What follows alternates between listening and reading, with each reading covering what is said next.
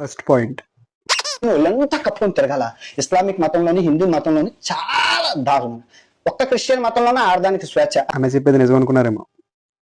బైబిల్లో కూడా తిమోతి అనే చాప్టర్లో అమ్మాయిల లక్షణంగా బట్టలు వేసుకోవడం ఉంది.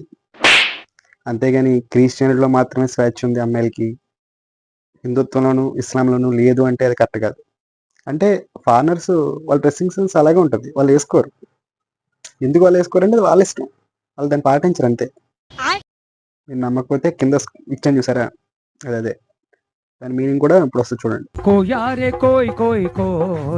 Point number 2. సీతాదేవి తర్వాత ద్రౌపది ఏ టీషర్ట్లు వేసుకుందా రేపులు అయ్యాయి.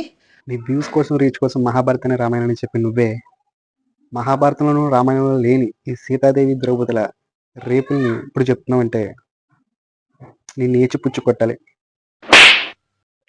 ఓకే, నేను చూపించాను కదా, అలాగే రుజువులతో చూపించి ఇలా జరిగిందని. నేను చెప్పేది నిజం అనిపిస్తే ఈ వీడియోని అందరికీ షేర్ చేయండి. అదే చేత్తో మా అన్వేషణని అన్ఫాలో కూడా చేయండి.